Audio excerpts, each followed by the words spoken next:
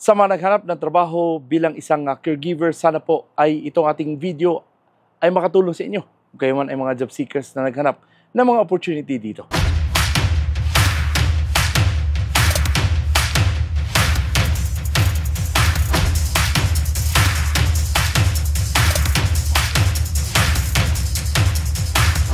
Kabayan, kumusta? Anong balita sa inyo?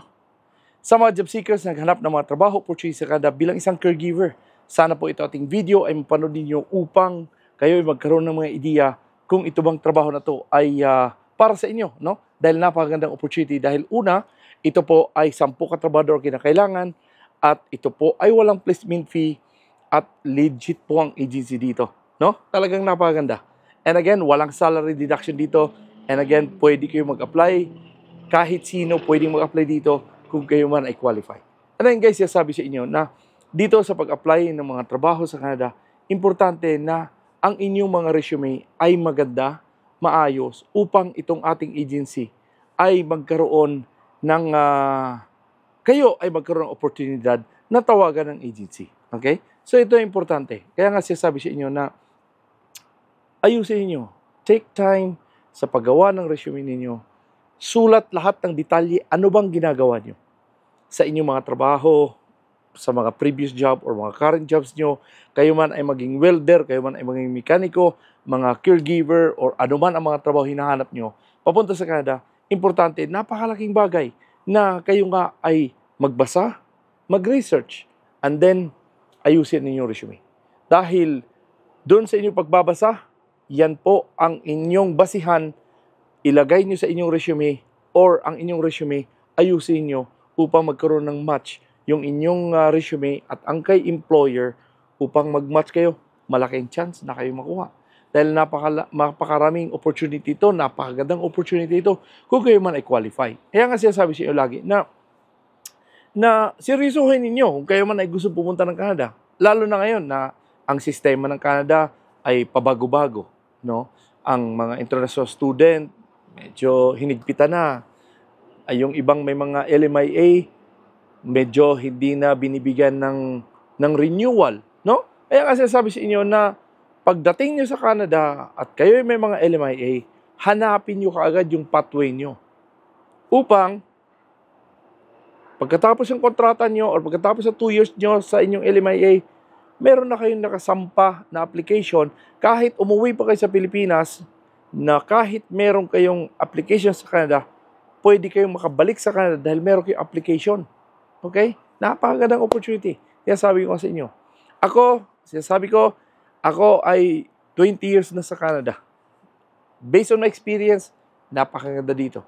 Base sa akin ang aking trabaho, isa lang. Yung iba, 2, 3. Sige lang, kung saan sila masaya, go.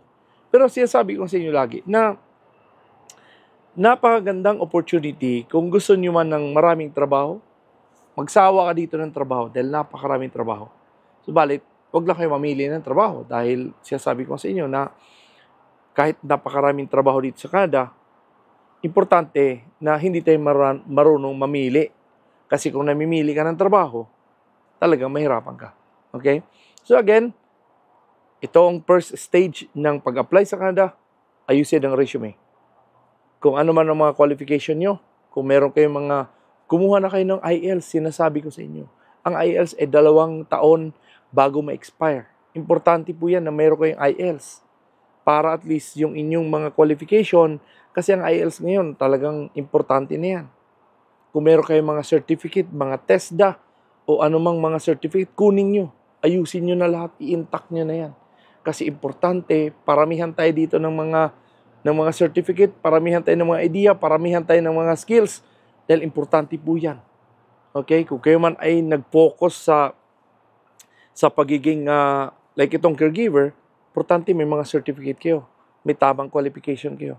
Dahil ang employer ay nagbabasayan sila. Kung hindi ka qualify, talagang napaka-stricto nila. Okay?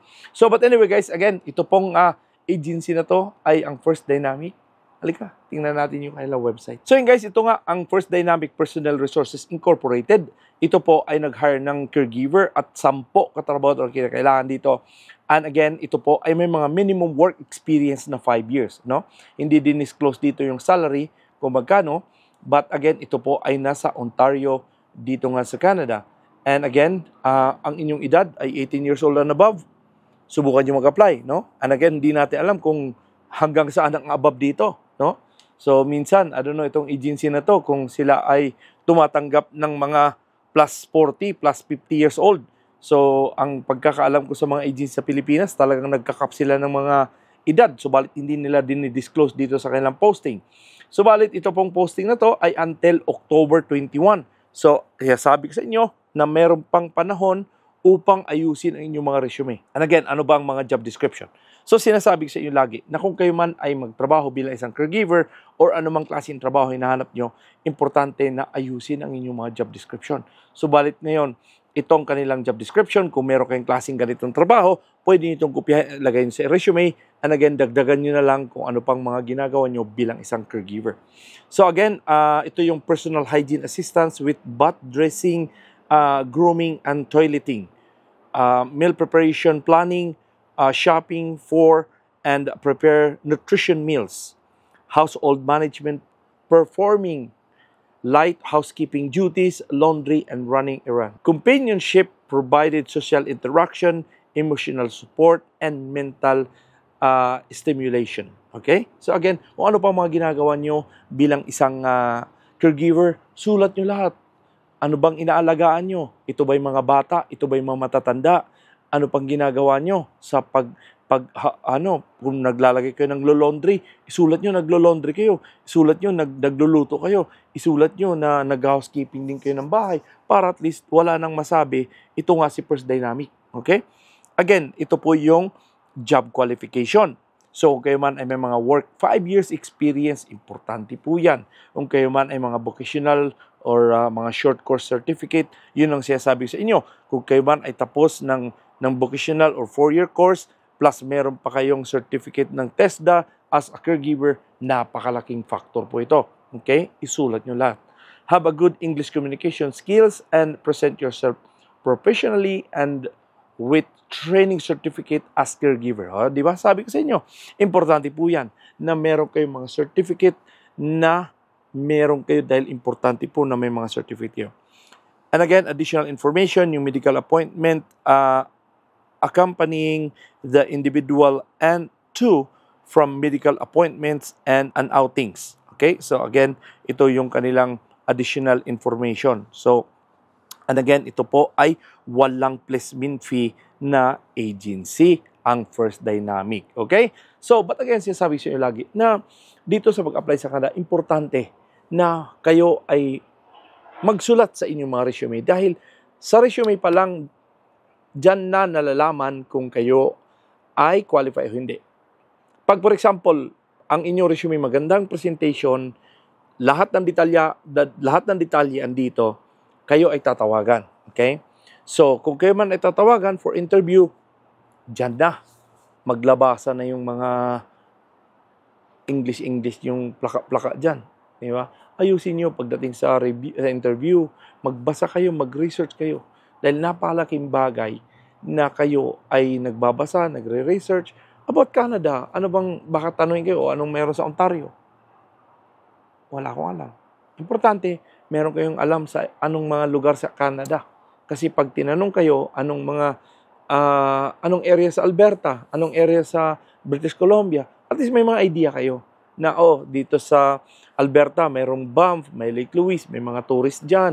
Doon naman sa British Columbia, mayroon naman dyan, andyan yung maraming magandang tanawin sa British Columbia. Pagdating naman sa Ontario, ito naman sila. Di ba? So, importante na meron kayong mga history about dun sa mga lugar. Upang kung kayo man ay tanungin, then meron kayong maisasagot. Di ba? Importante po yan.